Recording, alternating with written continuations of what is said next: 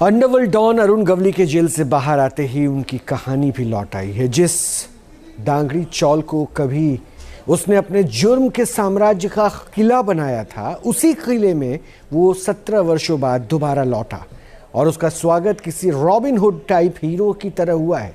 अब सवाल है कि आखिर अरुण गवली में ऐसा क्या है जिसकी वापसी से मुंबई में हलचल बढ़ गई है। यकीन करना मुश्किल है कि ये वही डॉन अरुण गवली उर्फ डैडी है जिसका नाम कभी मुंबई में गोलियों की तरह गूंजता और दाऊद रवि पुजारी जैसों का कुनबा कांप उठता। 17 साल बाद अरुण गवली की मुंबई वापसी से एक बार फिर उसकी क्राइम कहानी लौट आई।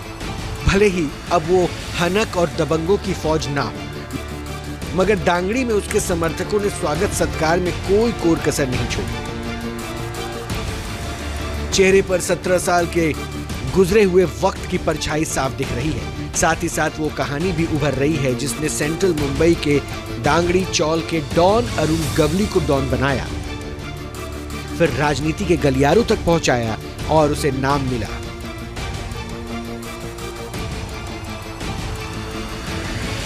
– 2017 में एक्टर अर्जुन रामपाल की फिल्म डैडी आई थी और फिर उसे नाम मिला अंडरवर्ल्ड का डैडी। उसमें अर्जुन रामपाल ने इसी अरुण गवली का किरदार निभाया। गवली का नाम महाराष्ट्र की अपराध और राजनीति की दुनिया में लंबे समय तक चर्चा में रहा। वो दाऊद इब्राहिम, छोटा राजन और रवि पुजारी जैसे कुख्यात अंडरवर्ल्ड डॉन से दुश्मनी मोलकर अपनी अलग जुर्म की सत्ता कायम कर चुका था और उसने मुंबई के दांगड़ी चौल को ही अपना किला बनाया, जहां 17 वर्षों बाद जेल से जमानत मिलने के बाद दांगड़ी में फिर वापस आया।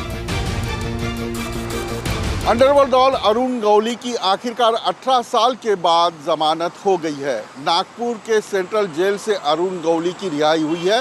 रिहाई होते वक्त अरुण गवली जब एयरपोर्ट पहुंचे तो बड़े पैमाने के ऊपर पुलिस वहां मौजूद थी।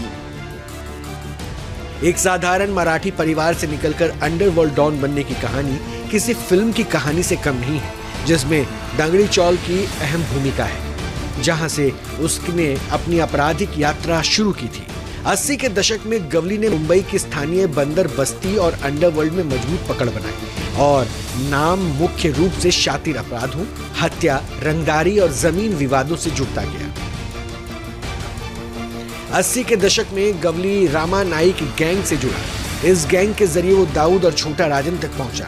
कहा जाता है कि वो दाऊद गैंग में हथियारों की तस्करी का काम देखता था। 1988 में गवली के दोस्त रामा नाइक की हत्या कर दी गई थी। रामा नाइक की हत्या के बाद गवली